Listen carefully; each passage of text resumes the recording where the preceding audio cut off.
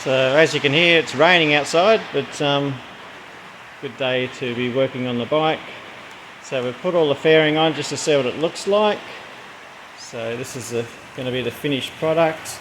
Just need to make a bracket up to go in between here and the bracket on both sides, and they're the only brackets we'll need to fit onto the bike. But this is what it's going to look like once it's all finished. So I think it's come up pretty nice. So we stuck with the standard colour scheme, and this product's going to look pretty good. So as you can see, it's our CBR EVR. So we're just looking at a chain for the conversion bike, and I think a standard chain is a 136L, but as the front pulley is now further forward, that's probably not going to make, so we'll put the 136 on there and see how many more links we need to add to it. So we'll put that on there now. Alright, so we've fitted the new chain to the bike and we are 11 links short. So we'll just cut 11 links off our second chain, and I've got two joiners and we'll be able to link the chain up. So we've got the tensioner wound all the way forward on the bike, so we know that's our forward limit. And yeah, we'll add the 11 links and the two joiners, and that'll get this part of the bike finished for now. And we've also got the chain guard to go over top there to one side, so we'll cut some links off and complete the chain. Alrighty, so just count up 11 links, and we can't cut the chain there, we're going to have to cut this, so it's going to have to be 12 links, which is fine. We can't go backwards because the tensioner is already wound all the way forward, so we're going to have to go longer, which is fine because we've got ample on the tensioner to take up that extra link from here. So we're going to go 12, not 11, and that should get the chain fitted to the bike. So I'm going to cut it off there and put in the missing links, and then we should be able to tension the back wheel to take up the slack.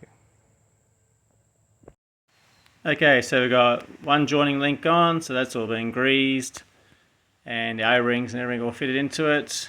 So just got to put a second joining link on. This joining link I'm just going to put on dry because we're going to be taking the chain on and off, so I'm not going to put the O-rings and the grease and everything in it.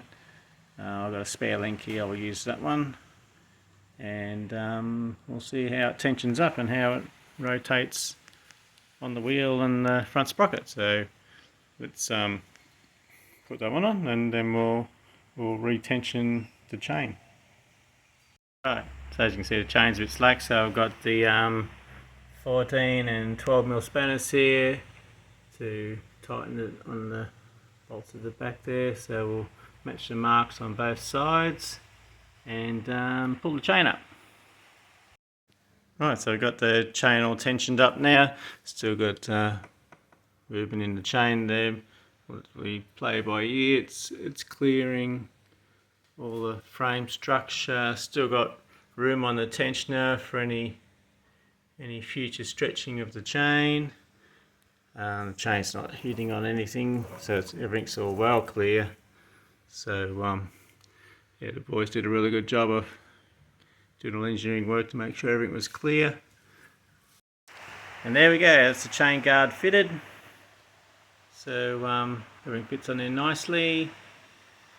So it's starting to look good. Obviously we're going to take it all off again, but just getting it all put together so it's all mocked up, so we can make sure everything is working. Alright, so just making up the brackets to go in here. I was able to get from the boating shop these 25mm plastic brackets. It just clips straight over the frame that the guys built to support the bike frame. And just making up some little brackets, tapping and that will just go straight in there to hold the fairing in place. And that's all it needs, and that's the only additional brackets we're going to have to install on the bike. Okay, now we've got the brackets fitted to the bike, down on both sides to hold it in place. They're loose at the moment, I haven't tightened anything up because it's only just putting everything on the bike to make sure it's all going to fit. So the chain, everything's on, all the fairings now fitted, and so we've got it to a place now where we're happy that everything's going to fit on. Okay, so now we're getting somewhere. The bike's all mocked up, so we've got all the fairing and everything on, chain, everything's on, making sure everything's fitting, nothing's fouling against anything. Any additional brackets have been made up, they're all on the bike now. So the bike is pretty well together, but obviously it doesn't have any batteries or control systems in it yet. So the next job is, now that we're happy that everything's fitting in together, is to pull all the fairing off around this area and see where we're going to mount the motor controller and the charger and all the other control systems. Next job is to pull it apart again. So keep watching, and we'll show you how we're going to fit the batteries in.